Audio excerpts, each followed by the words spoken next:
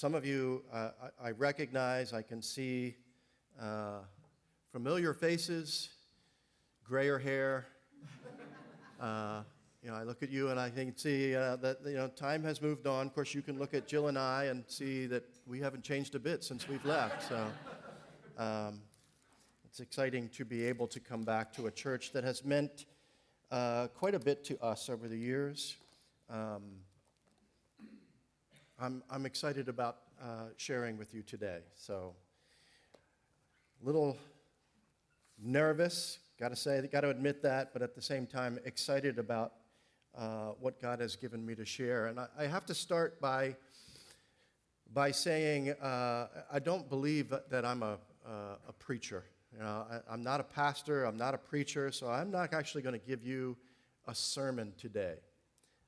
What I'm going to do is just take you on our journey and try to fill in some of those details of what our journey has been like as we've simply tried to be obedient to what God has stirred our hearts to. We currently serve in just outside of Atlanta, Georgia. That's where the U.S. AIM Mobilizing Office headquarters is. So we have been there for 5 years now, and we're enjoying it. I actually didn't know if I was going to enjoy living in the South or not, but I actually enjoy it quite a bit, and I'm very thankful that the Lord has led us to these current roles. We are in the midst of serving, connecting and serving in our church, Crosspoint Community Church, or Crosspoint Church. I get it all mixed up because so many churches over the years, I'm combining names. But Crosspoint Church in Peachtree City is an Acts 29 church, and as we connect with that church, we're finding ways that we can serve. One of the ways that we've started to serve, Jill is on the welcome team. I'm actually teaching 3rd through 5th graders. I'm an educator by trade and love the middle school age kids. That's where I started teaching, and then now that I've got a chance to teach some of the younger kids, it's been exciting to get back in front of them and do that again. Just recently, we were in Acts chapter 4, and I'm trying to think, how do you teach some of these concepts to kids? Acts chapter 4 is the story of Peter and John. It's actually a continuation of the story from chapter 3, where they were simply minding their own business, going to the prayer time in the afternoon, and they came across a beggar and someone that needed healing, and so they healed him, and quite a bit of attention was brought to them, to which a crowd began to form, and then they start preaching to the crowd, and then they start facing opposition from really what you would think would be a group that should not be opposing them, the local teachers, the elders, the Jews. It's the same group that actually was in opposition to Jesus. And then in chapter 4, they're now being brought before. They've just been thrown in prison, and they're now being brought before the complete Sanhedrin, and they're giving testimony to Jesus. And so Peter gets up and he preaches this sermon. And as he is really sharing, he's also convicting this group. You are the ones that actually crucified Jesus, and he's extremely bold and incredible as far as the courage that he shows.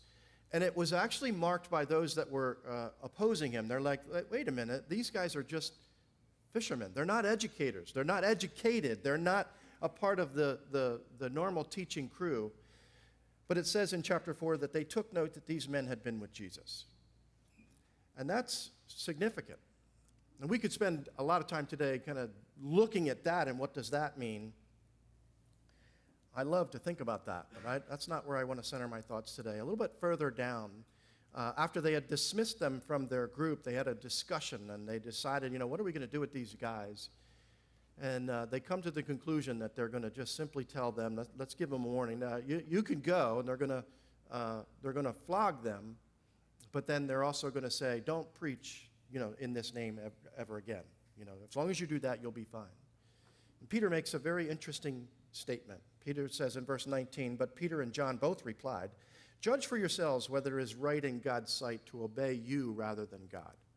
For we cannot help speaking about what we have seen and heard.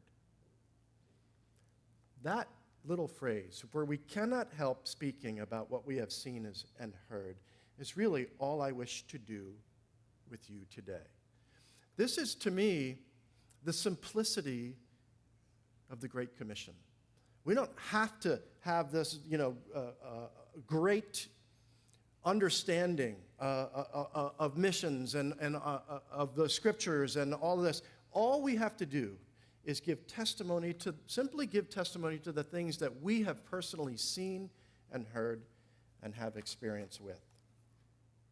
So I want to take you on a journey based upon that. And my journey starts really in this very auditorium, in this building, with this community, way back in the early 2000s. And as we started our journey, we have always been open. Jill and I have always been open to missions. We've had short-term missions trips in our background.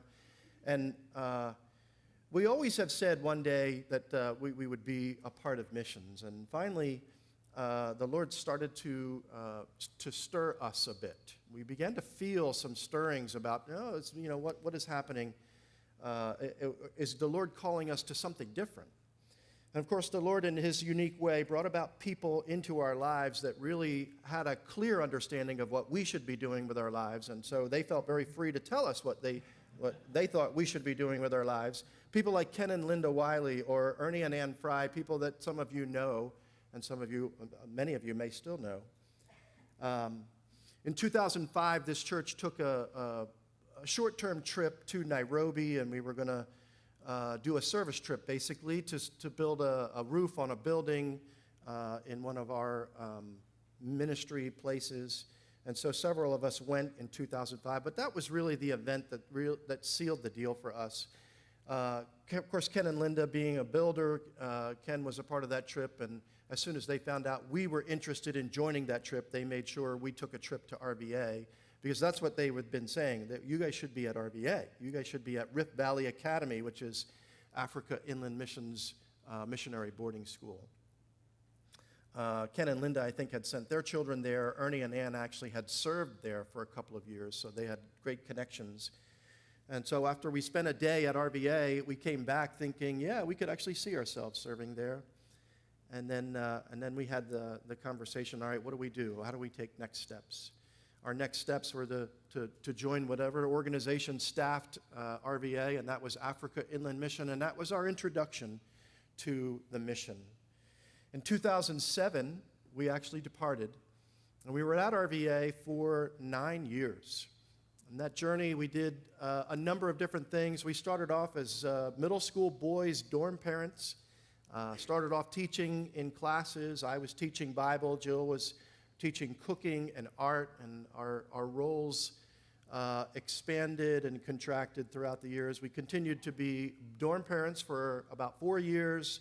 I became the high school principal for 5 years. Jill was the travel coordinator. There's all kinds of roles that happen in a boarding school, so we played those roles, and we're very thankful for the opportunity that we had to use our gifts and to see our family thriving and to see, just to have participation in what God was doing.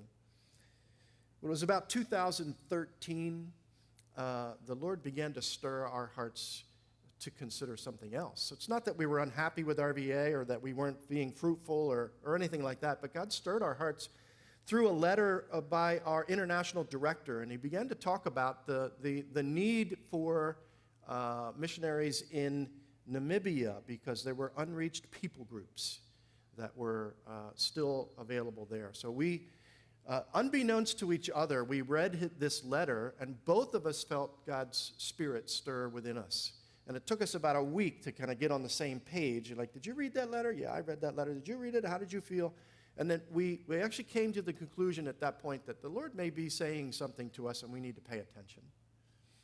Now, to give you just a little bit of background, the journey from here to RVA was as simple could be.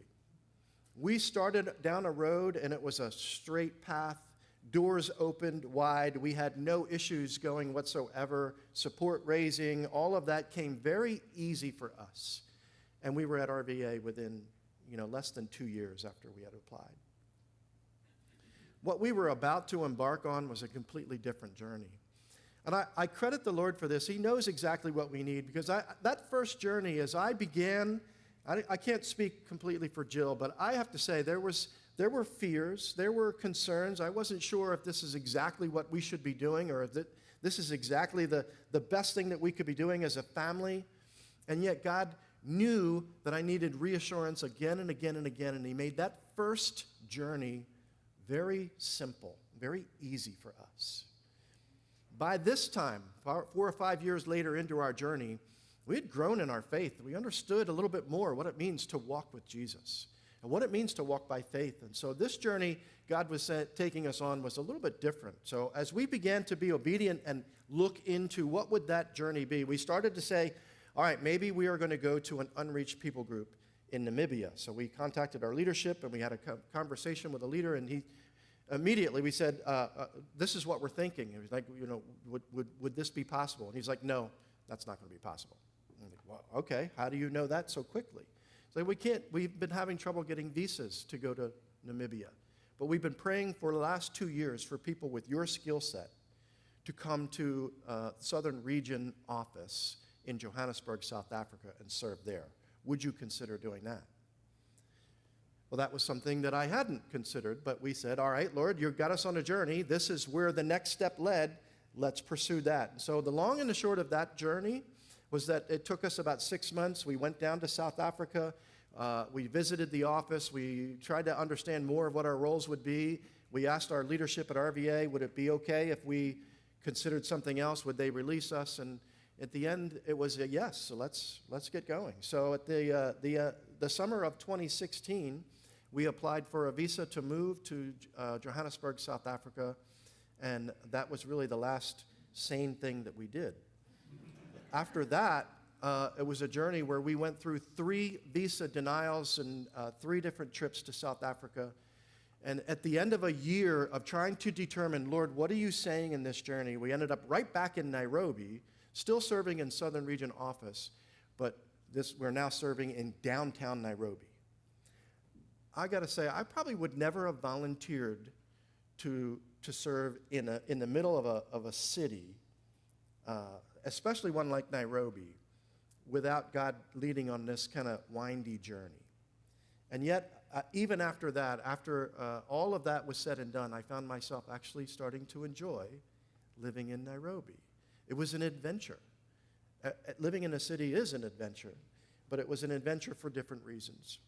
After being in going through all of that, we were in Nairobi for a whole year. And God took us on a journey for that year where we got a chance to see a lot of different things that were happening within AIM. So we went to Madagascar 3 times. We visited the Comores Islands. We visited Mozambique. We really got a chance to travel and see lots of different ministries that God had going on in Southern Region, but more importantly, we started to meet a lot of different people. And so we felt like, okay, we're starting to really settle now, and we're beginning to understand what we are to do.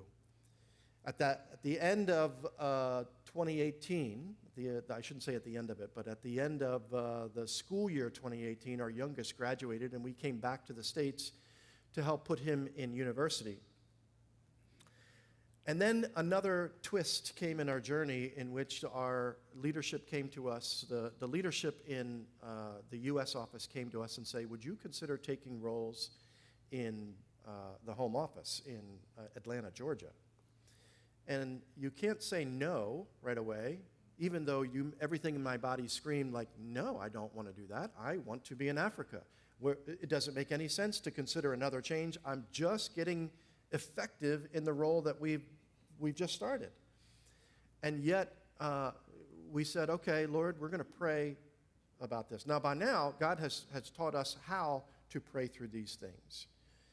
And so we began to pray, and we began to be very honest with the Lord. Lord, you know our heart is with Africa. We do not want to take these roles.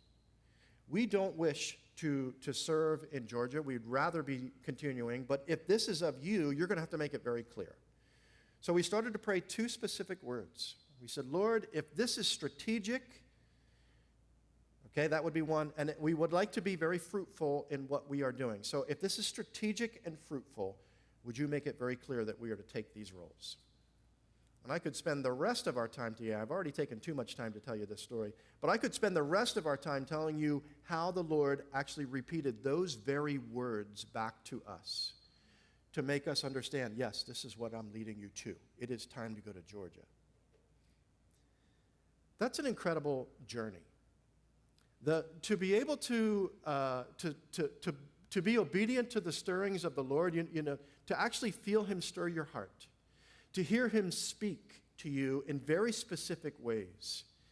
That is, to me, probably the greatest blessing that I could say has been all a part of this journey for me, is the intimacy of that kind of a walk with Jesus. I'm going to pause a little bit here because I want to go back and talk a little bit about what was that key factor that stirred our hearts to even consider changing from RVA to consider where we are now. And I mentioned that it was an unreached people group. AIM's always been focused on unreached people groups. We've been praying for unreached people groups for years and years and years. At RVA, we started to pray very specifically for unreached people groups. And when you start praying God's heart back to him, you begin to start taking on God's heart. And so for us, that journey, that whole period of time at RVA and that journey that I just took you on, really the significant factor that was influential for us is our greater understanding of unreached people groups and God's heart and passion for them. I'd like to show you a video that will also explain a little bit of what an unreached people group is and why AIM prioritizes them. So this is called State of the World.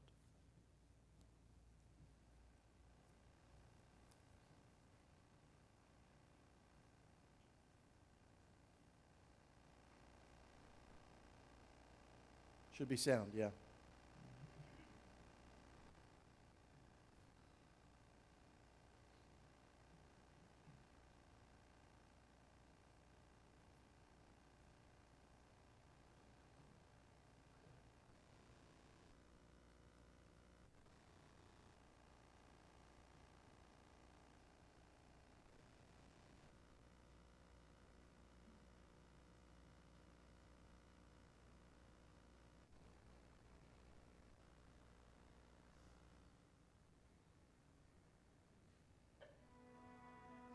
There we go.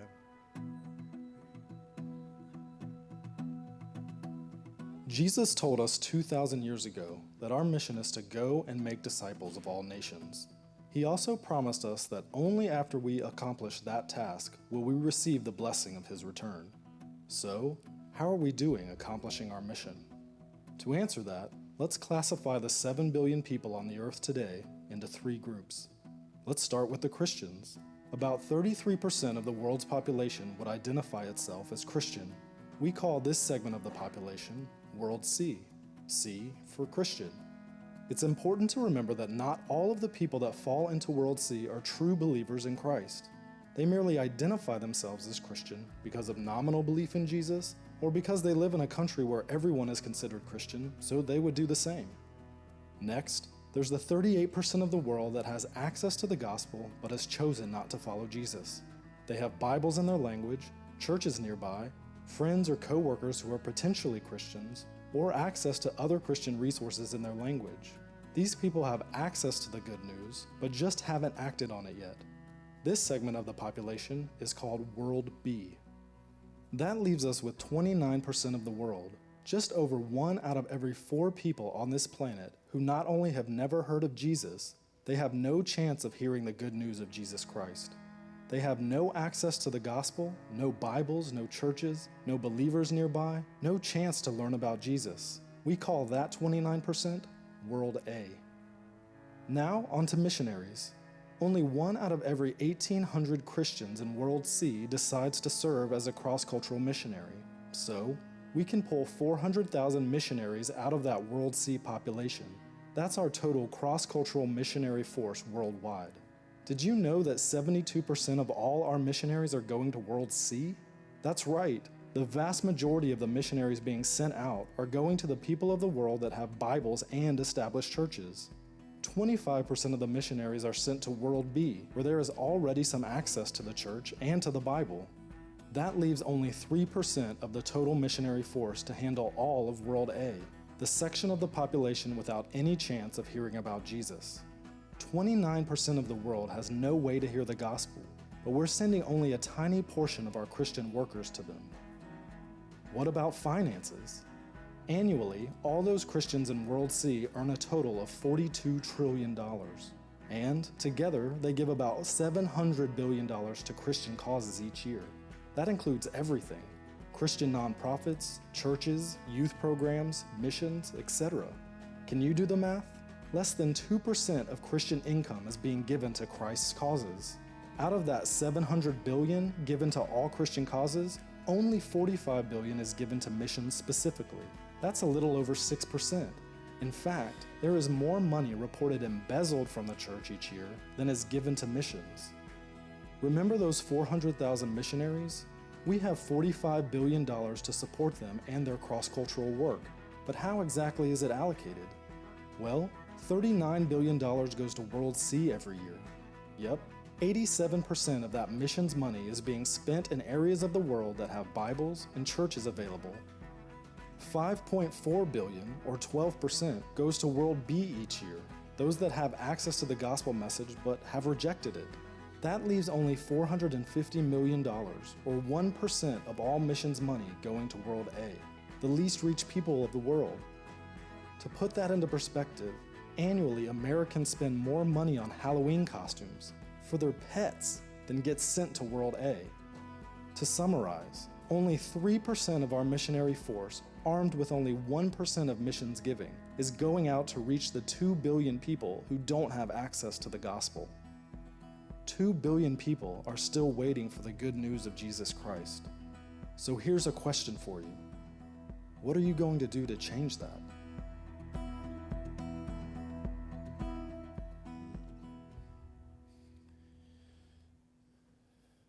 AIM is focused on unreached people groups. In fact, our mission statement is with priority for the unreached, Christ-centered churches among all African peoples. We do that in a number of different ways and a number of different locations. And there are still statistically about 1,000 unreached people groups that are in Africa, and I know that even beyond Africa there are a couple of thousand more. Majority of those unreached people groups are Muslim. These are peoples that are in bondage to that worldview. A lot of these places are physically demanding. They're hard to reach, and this is why they are still left. And some of them, you cannot go as a missionary, and so we're looking at ways. AIM is always looking at creative ways, and many mission organizations are, of how do we have creative access into these locations. So business as missions, professional placements. And it's not that traditional missions is no longer needed. There are still places where traditional missions is needed, but the world of missions is changing, and it's a significant change that needs to be understood. We're changing, roles are changing within AIM, although, like I said, we still have pioneer missions, and we have business as missions. We have people that are still doing the traditional missionary church planting, evangelism, teachers, but the roles are also changing. As we think about AIM's ministry and history in Africa, we have 128 years that we have been there, and there have been a number of people groups that have been reached. Churches have been planted. Over 10 million people have become followers of Jesus Christ, and that's a tremendous workforce. And so part of AIM's goal and mission is to not just do pioneer missions, but also to join and partner with the local church, to strengthen local church leaders, and also to mobilize the African church. So those are significant roles and significant focuses of ministry within AIM. And all of these people have different skill sets. Like I said, church planters, evangelists, teachers, theological educators, trainers, these would be people that you would normally think would be missionaries. But there are also opportunities for business people, engineers, security people, consultants, IT, media, graphics design, English teachers and educators, finance people. I'm even looking into, my son JT works for a local business, an aquaponics farm.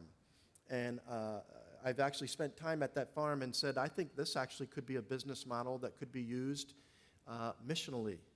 And come to find out that the owner of the company is a believer and already has all kinds of things set up, ready to go, just waiting for the opportunity to take that business globally. That's exciting. It's exciting to see what God is doing and the creative ways that God is using to impact the world for missions.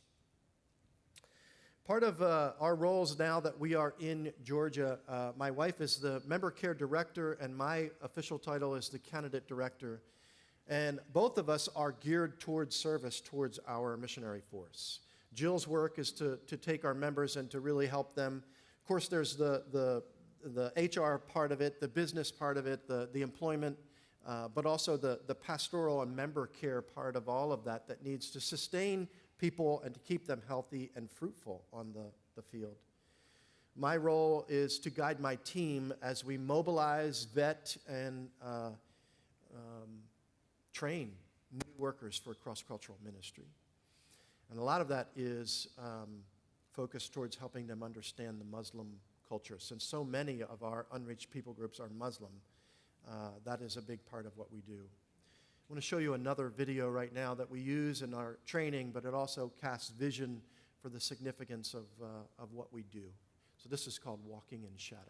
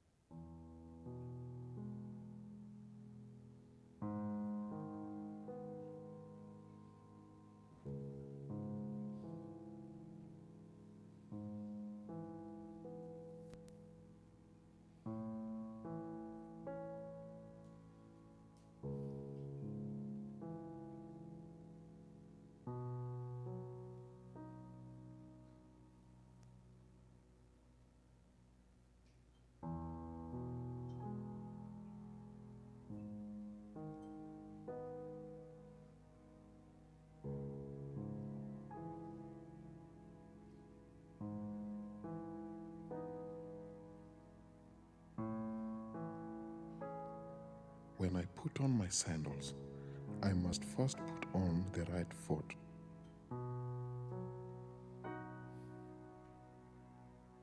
When I enter the mosque, I must enter first with the right foot.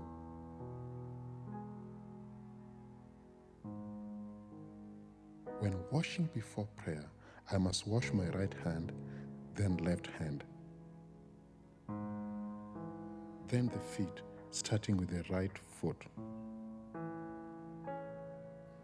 Only after I am completely clean can I pray. And when praying, I must stand foot to foot so that the devil cannot enter through the gaps. 5 times a day I pray and follow these rules because I am a Muslim. I have always been a Muslim. My family, my friends, everyone I know has always been a Muslim. We know of no other way.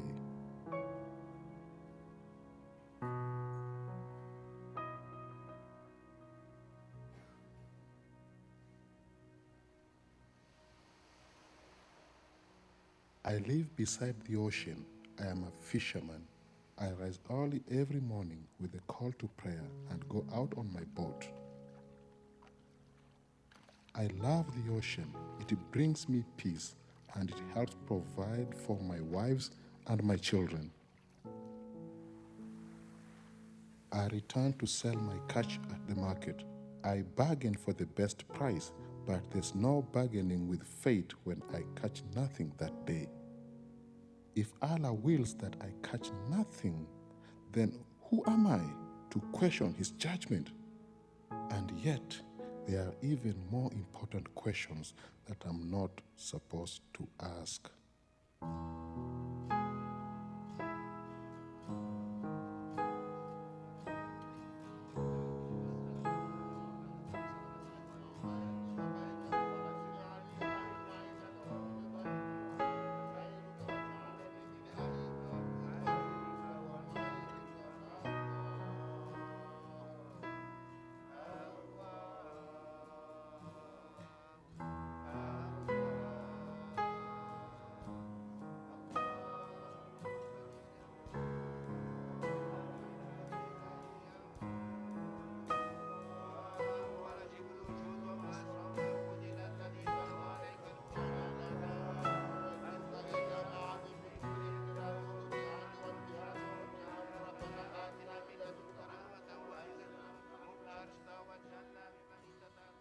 I hope I'm a good Muslim, for someday I will be judged by Allah. I'm fated to go to heaven or to hell, but I cannot know which. It is a terrible thing not to know if my life of following the rules of Islam will be good enough. I try hard. I say the Shahada. I do the prayers. I give to the poor. I fast. But is it enough to earn Allah's mercy? I cannot know until it is too late.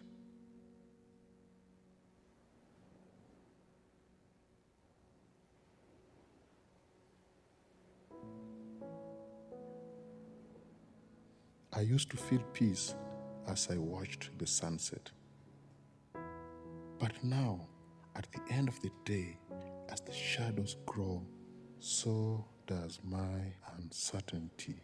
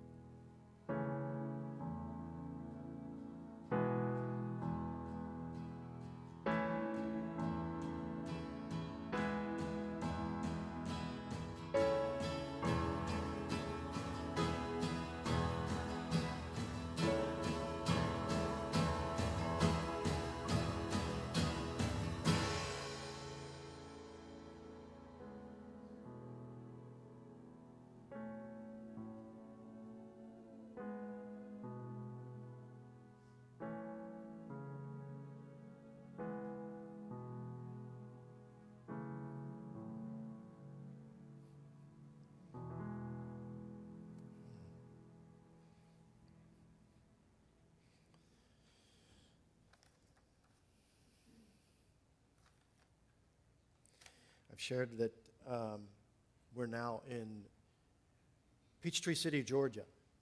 We've been there for 5 years now, and I have to say that when I first took over the role as candidate director, as an overseer of our mobilization team, I didn't know jack about what it means to mobilize people. And that was a scary feeling. I can remember probably about a month in, we bring all of our mobilizers in together, and for about a week, we try to do strategic meetings, and we try to do encouragement, all of the things that are needed for them to prepare and to mobilize well for the next 6 months. We do that about every 6 months. I remember sitting in that meeting and everyone looking at me and saying, okay, what's the plan? And I'm like, I have no idea what that is. And yet, God has taken me on a journey over these last 5 years that really to learn to seek Him and to ask these hard questions and to wait on Him and to see how He's going to answer those questions. If you think about the last 5 years, I'm sure you understand this has not been the most pleasant time period to live in, let alone to mobilize to cross-cultural missions.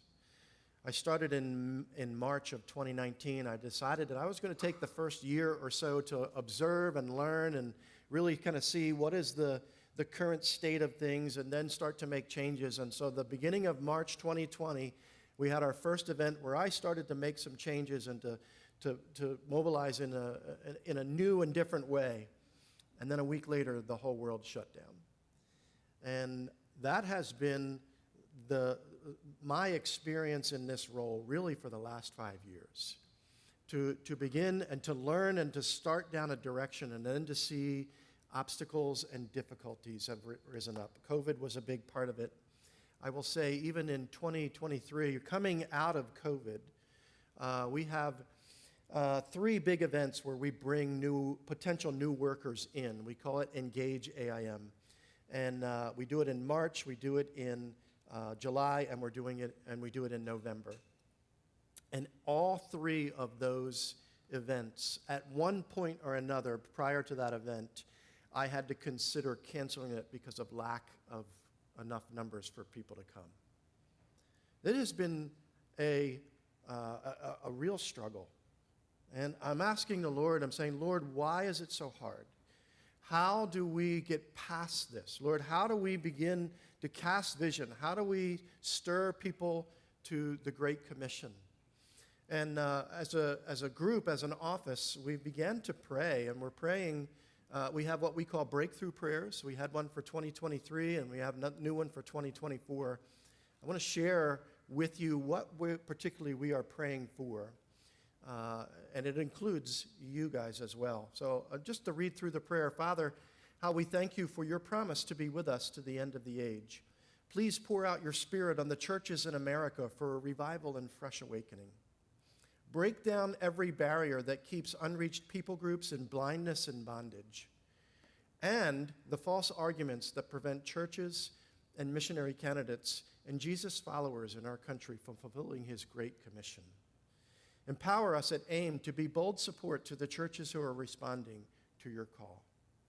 We are praying that all throughout this year. We pray it every week, and we pray it throughout all of our events as well. And we also, as we engage with churches, we are also beginning to pray for churches by name. So the very fact that Jill and I and our family are here means you're now on that list. We are now praying for Grace Community Church by name, and that the Lord would give you the answer to this prayer. I share this because at the end of last year, I really began to say, Lord, we've got to do something different. Something has to change if we're going to accomplish the Great Commission. I know that this is your heart. You gave us this. We know that you still stir people to the Great Commission. How do we get connected? How can we start doing this work together? I don't have time to go through all of these as what I had prepared to do, but I want to give you some information. I went to the Missio Nexus conference. I don't know if you're familiar with that conference, but it's a missions conference that's held in Orlando every year. And at that conference, I was saying, Lord, I need something from you to really help us go in a new direction or figure out what is it how are we going to address this? And I went to a workshop, and the workshop was actually led by the leader of the traveling team, again, another missions organization that's looking to mobilize people. And at that workshop, it was pretty obvious that everyone there was feeling the exact same thing that I was feeling. Missions across the board is down as far as sending people to the field. And so his workshop began to, he just began to lead it and talk about what were some of the things. He started with missions history way back in the 1800s, and he said, what were the hindrances way back in the late 1800s when missions started? What were the key things that kept people from going?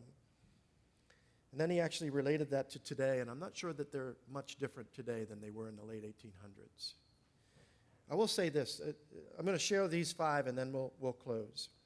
What are those 5 hindrances? One is the needs at home. The local church felt like, all right, the needs at home are so great that we need to focus on this here, and we're not able to send people cross-culturally. I still hear that and see that in practice in churches today. Apathy and indifference. Apathy to the gospel, and apathy to unreached people groups, and apathy, really a lack of compassion is what I attribute that to. And it also could be really an apathy and a lack of value to their own salvation and walk with Jesus Christ. Another obstacle, materialism, personal comfort. That may be 2 in 1, but I think they're tied together. The focus of, well, I'm going to do what I want to do. I'm going to build my own kingdom. I'm going to care for myself. I don't necessarily want to be one sacrificing for others to hear the gospel. This is one. The next one was one that struck me as rather odd. Family and fiancés. Family and fiancés. I can't go to the mission field because I'm not married yet. Or I can't go to the mission field because I've got family expectations that need to be met. Or I don't want to send my children to the mission field. Others can go, just not my children. What's so encouraging about this weekend is that you as a church are taking active steps to cast vision for missions, not only for yourselves, but for the next generation.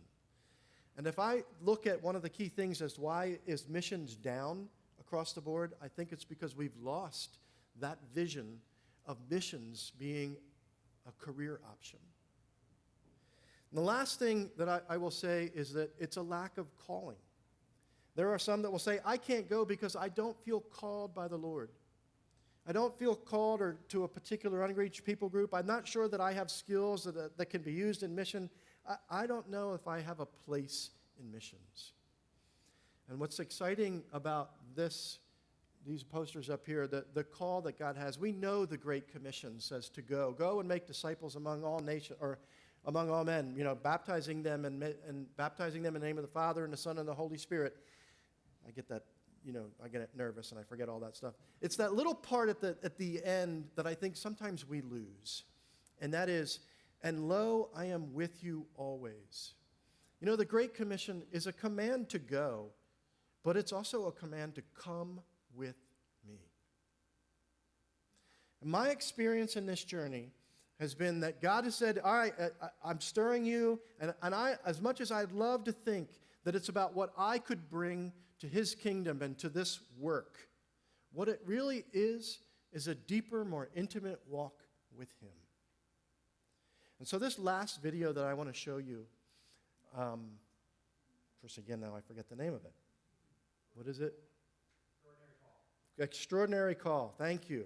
It's amazing how you can lose your mind when you're standing up in front of people. Extraordinary Call. Again, this is a video that we use to cast vision. And I'm going to, when the video's over, I have just a couple of things that I will close with. But this video is meant to say, the call is for anyone. So.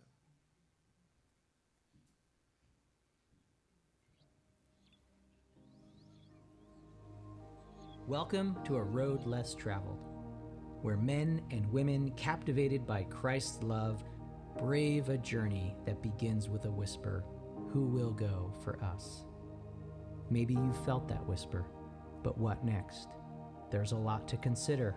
The missionary life is a less traveled path for a reason.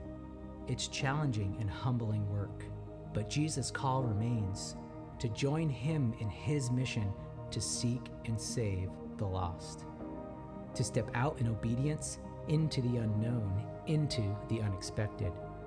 This is an extraordinary call meant for ordinary people like you. Across Africa today, there are nearly 1,000 people groups with little or no witness to the good news of Jesus Christ. Countless souls held captive to false religion, fatalism, and fear, living in shadows and thirsty for light. But God is at work through his church and those he sends. And AIM has hundreds of opportunities to join this work. From outreach teams to support staff, we are all disciple makers, doing life in the African communities where we serve. We stay long and go deep. We work in teams. We're learners, partners, proclaimers, servants. We love culture and love people. We go to some of the hardest places, boots on the ground, and our sufficiency in Christ. It is an extraordinary call. This life of simple faith and bold conviction, offered and spent for the glory of God in Africa. The Great Commission is an invitation to all this. What if you accepted? What if the years you give will be the best years of your life? Walk with us and see where humble obedience to God's call can take you across a continent of rich cultures and breathtaking beauty, and into the lives of a people who long to know of God's love.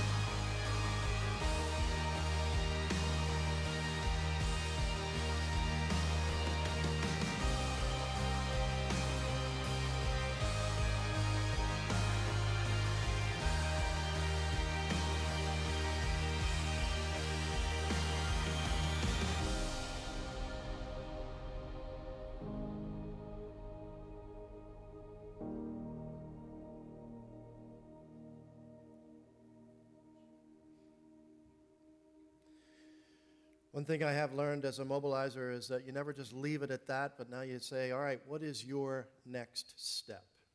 And as a group of individuals, but also as a community, I think there are several things that you can consider. Of course, we have information on the table in the back as we finish up today. There will be a couple of opportunities for you. If you'd like to learn more about AIM, there's two things that I would suggest. There's a card on there called Discover AIM. If you look at that, that's a monthly call or a bi-monthly call that we have where we start talking about what are some of the obstacles, or we begin to engage people of what is it like to serve cross-culturally. That happens it's about an hour call, and you're with both mobilizers and other missionaries that are a part of that call. Second opportunity we have is what's called Explore AIM. I'm getting my terms mixed up. Explore AIM is it's a 2-day event. We do it in January and August, and it's in Peachtree City, Georgia. If you'd like to learn more about who AIM is, what are our values, what do we do, where do we work, who are we, you can come and engage in that event, and we would love for you to be a part of that. And then as a church, next steps, as you think and consider about what is your next steps in missions, I would just challenge you to consider, what have you defined as a church, what do you want your footprint to be in the missions world? We work with churches all over the U.S., and some of them adopt people groups as their own. Some of them have done their own training processes. Some of them, there's no end to the creativity of what churches have done, and if you would love to get connected with other churches, if you would love to take more steps as a community, AIM is available and has resources to help you with that. I wish to just say thank you. I know it's long over time. I apologize for that a little bit. But I get excited about this kind of thing. Can I pray for you, and then we'll dismiss?